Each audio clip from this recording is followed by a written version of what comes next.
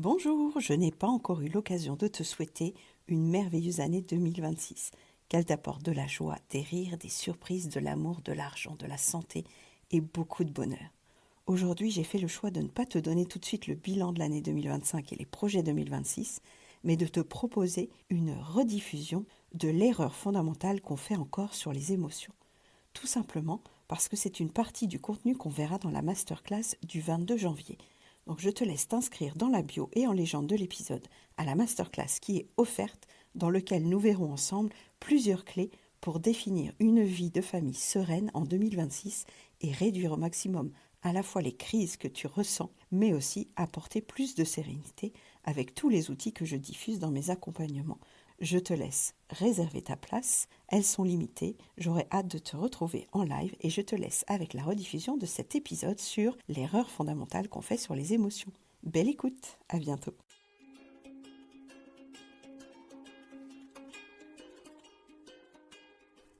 Bonjour, bienvenue sur Les Petits Plus Zen, le podcast pour faciliter et savourer sa vie en famille. Je m'appelle Séverine, je suis facilitatrice en parentalité après avoir été 22 ans professeure des écoles en maternelle REP+. Chaque semaine, je te propose ici des pistes et des thèmes approfondis sur la petite enfance, l'éducation et la communication pour que tu retrouves le plaisir des relations familiales sereines et épanouies. Une de mes missions est de t'aider à mieux comprendre et apaiser les émotions de chacun pour installer un équilibre entre tes besoins personnels et ceux de ta famille et enfin retrouver du temps pour toi. Je te partagerai aussi mon expérience en classe de maternelle, des découvertes apprises en formation et des outils inédits et actionnables facilement que j'ai créés au fil du temps à l'école et à la maison. Pour ne manquer aucun épisode, abonne-toi s'il te plaît sur ton application de podcast préférée et participe généreusement à la diffusion de mon travail en laissant un avis et une note de 5 étoiles. Pour plus de contenu, d'inspiration et de motivation, retrouve-moi aussi sur Instagram, Facebook et Clubhouse sous le nom Les Petits Plus Zen. Sur ce, je te souhaite une belle écoute.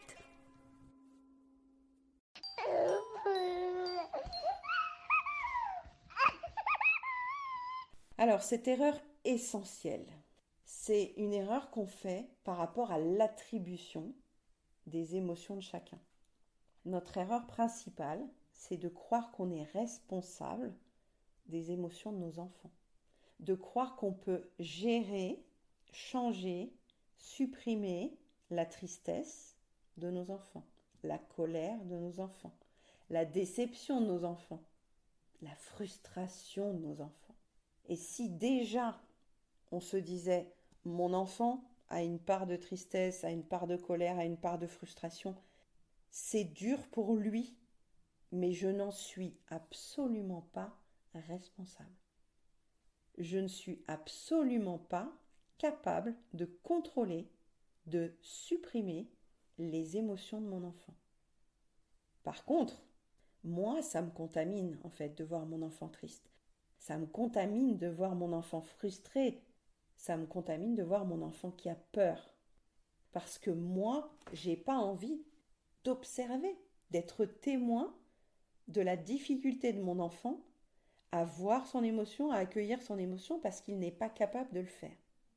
Donc là, j'aimerais qu'on touche du doigt l'impuissance qu'on a en tant que maman de voir nos enfants dans une émotion forte et de croire, à tort, qu'on va pouvoir la supprimer, la contrôler, la retirer.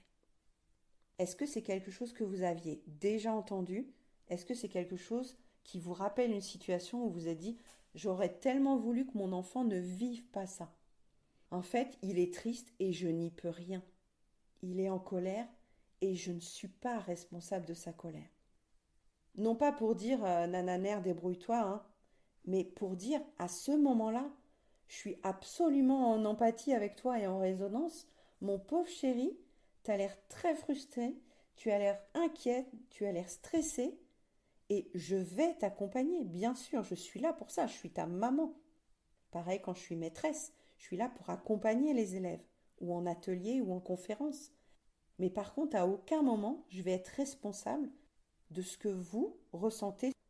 Je ne peux pas être responsable de ce que vous vous dites, de ce que vous pensez, de ce que vous croyez, de ce que vous ressentez.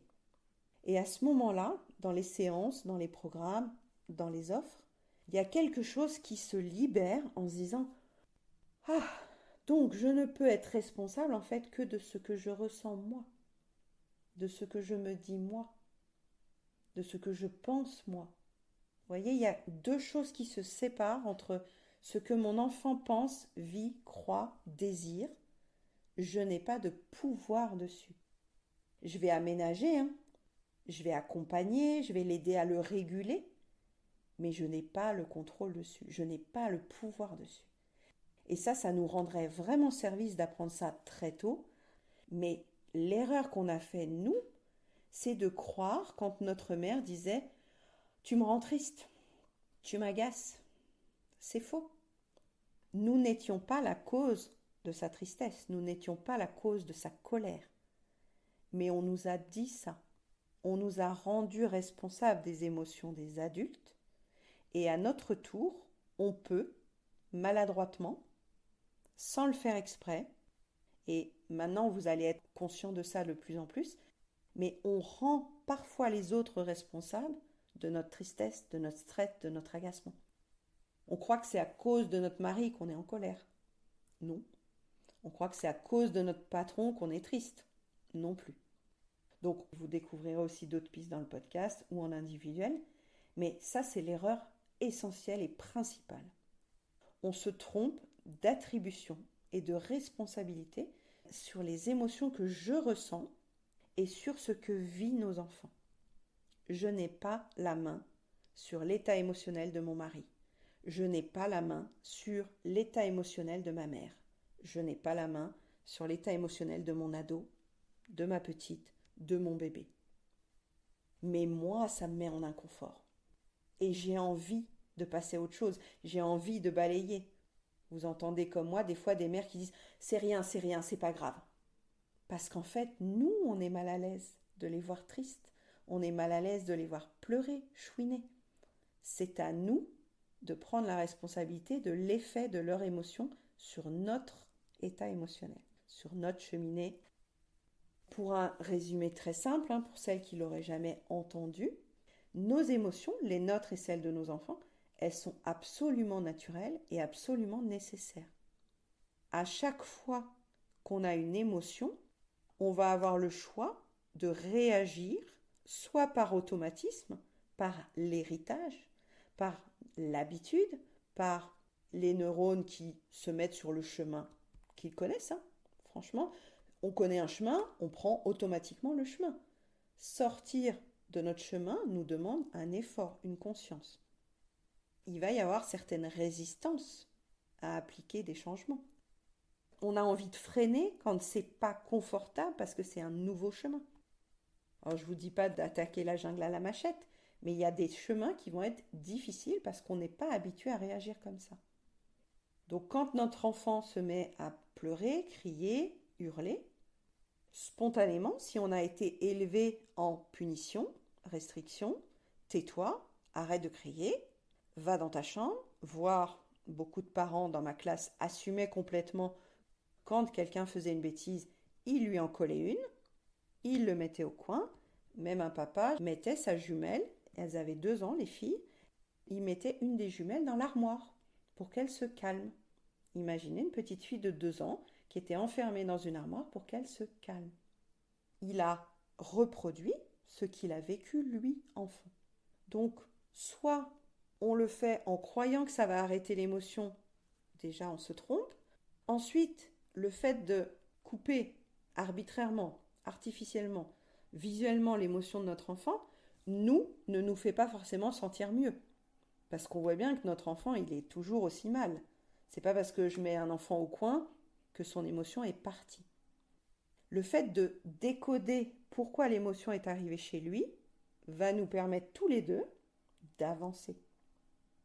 Mais là, vous devinez, normalement, en m'entendant, à quel point ça va nous demander, nous, adultes, de mettre de côté l'état dans lequel on est au moment de la crise. De mettre une étanchéité entre mon émotion de parent et ce qui se passe vraiment pour mon enfant. Parce que je vais avoir du mal à gérer les deux en même temps. Je vais avoir du mal à observer l'émotion de mon enfant en même temps que la mienne. Et si après je culpabilise d'avoir puni, si je culpabilise d'avoir crié, c'est la double peine pour moi en tant que maman. C'est-à-dire que j'arrive pas à réagir autrement qu'en montant en pression, en punissant, en criant, en tapant.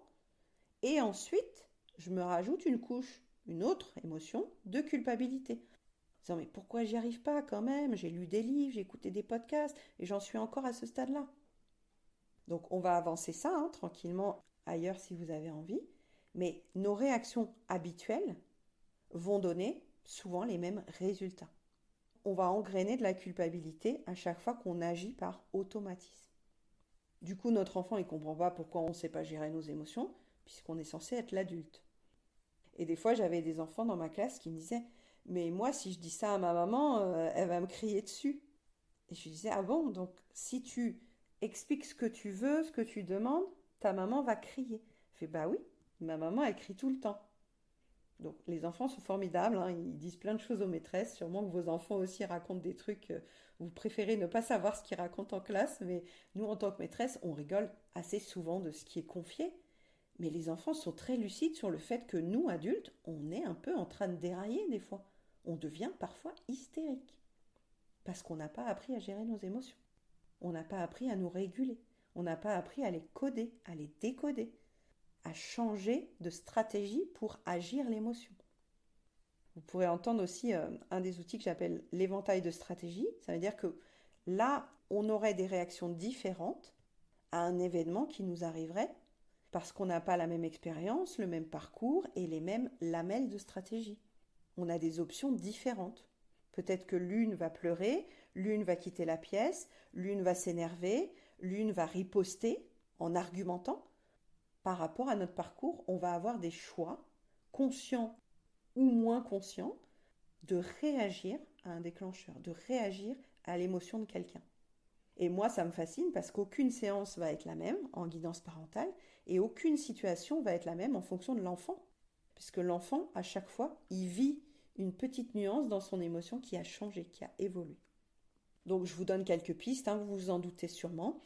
Nos réactions automatiques, elles viennent de nos blessures d'enfance. Donc moi, dans mon jargon, ça s'appelle des braises. Elles viennent de notre charge mentale, de notre charge émotionnelle, des sollicitations constantes, de la pression de la société, du patriarcat. Et les conséquences, c'est que d'une crise à l'autre, on se sent de plus en plus nul, puisqu'on reproduit mois après mois une certaine estime qui se dit mais j'y arrive toujours pas. Et puis parfois on se compare, donc on se dit qu'on est en échec alors que les autres n'y arrivent pas forcément mieux, mais peut-être qu'elles cachent un peu plus leur crise et que ça se voit moins de l'extérieur. Hypothèse, on n'en sait rien, tout ça ne sont que des présomptions. On n'est pas sûr de ce qui se passe vraiment chez les autres, on n'est pas H24 en train d'observer les émotions et les situations de chacun. Donc là, on a vu que l'erreur essentielle, c'était de se croire responsable et de pouvoir contrôler les émotions de nos enfants. On ne peut le faire qu'avec nous, et encore, quand on veut bien comprendre le fonctionnement de nos émotions, ce qui n'est pas toujours le cas.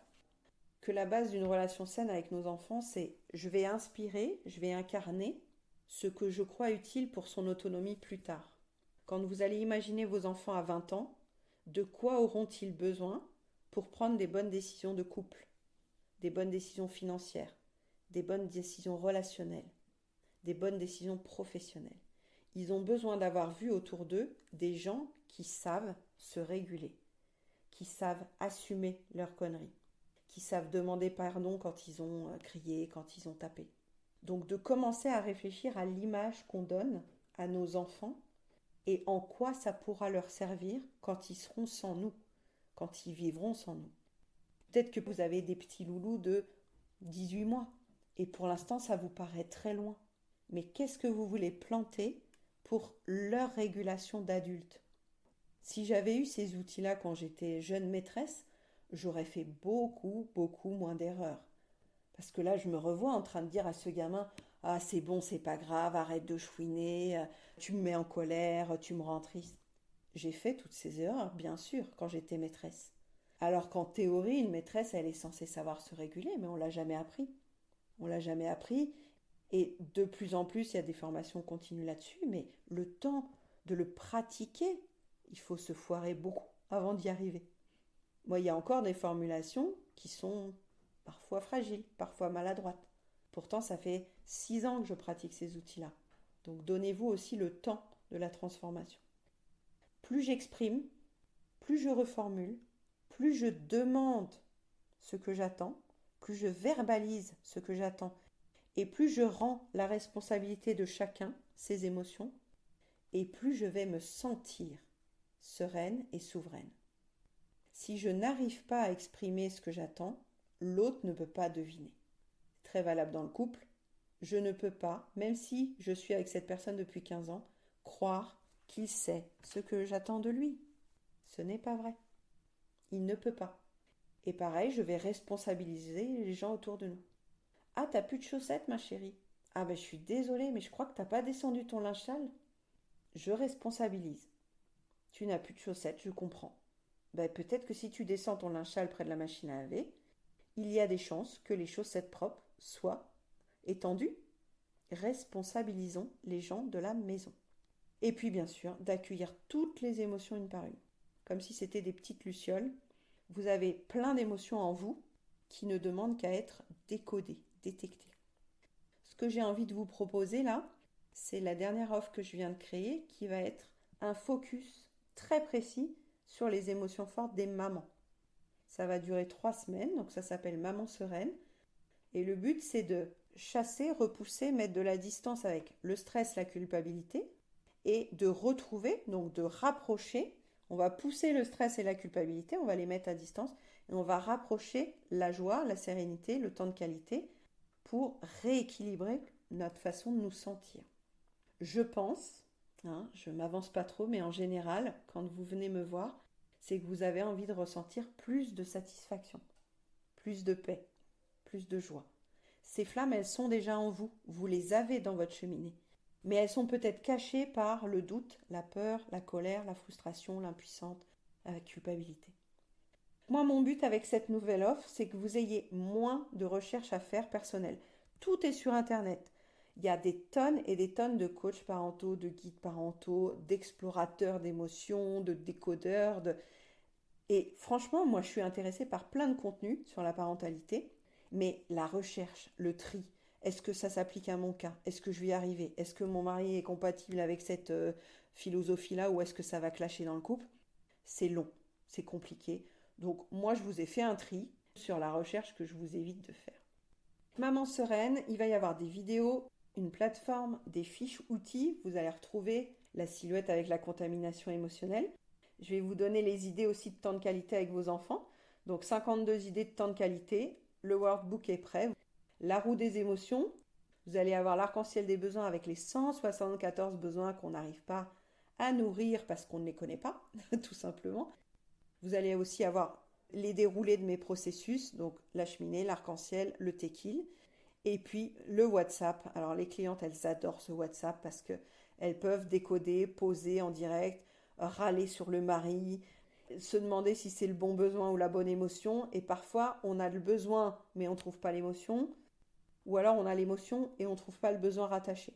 Donc, on fait un peu des jeux de correspondance dans le WhatsApp. Moi, j'adore ce WhatsApp parce que les filles, elles sont encore, 2 ans après, elles sont encore dans le WhatsApp à discuter de leurs flammes et de leurs besoins. Il va y avoir des prises de conscience pendant les 3 semaines, des connaissances. Donc, on va revenir sur ce qu'on croyait avoir compris de nos enfants, de nous, du couple, de la communication. Des actions massives. On va réparer et on va évoluer ensemble. Donc, la plateforme, elle est individuelle. Vous y accédez quand vous voulez parce que vous n'avez pas les mêmes horaires toutes.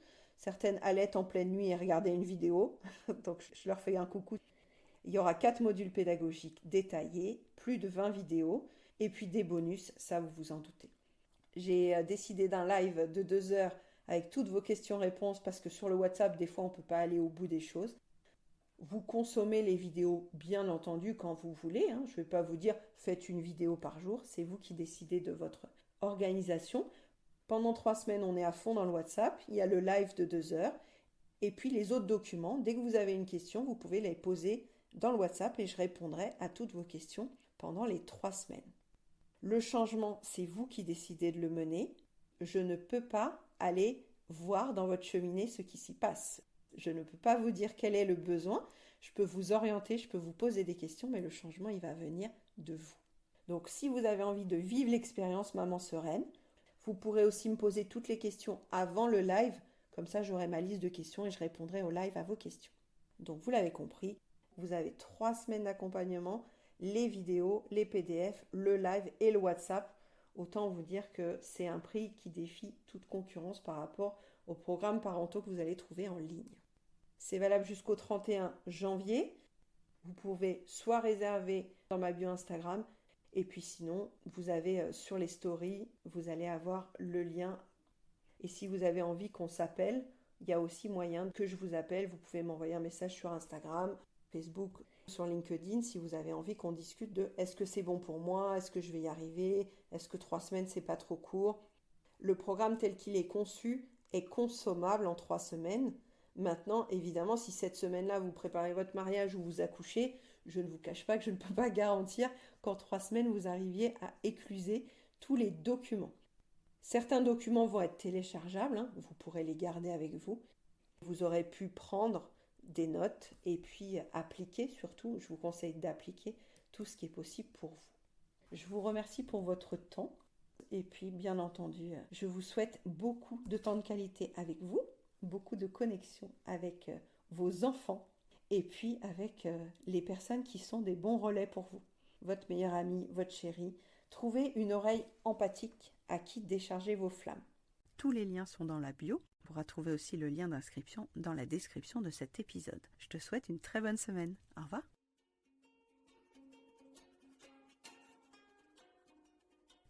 Merci d'avoir écouté cet épisode. Tu peux retrouver les thèmes et les épisodes précédents aussi sur lppzen.com/lepodcast.